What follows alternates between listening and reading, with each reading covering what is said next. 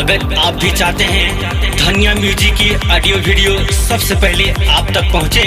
तो हमारे इस चैनल को सब्सक्राइब जरूर करें और साथ में बेल आइकन को दबाना ना भूलें।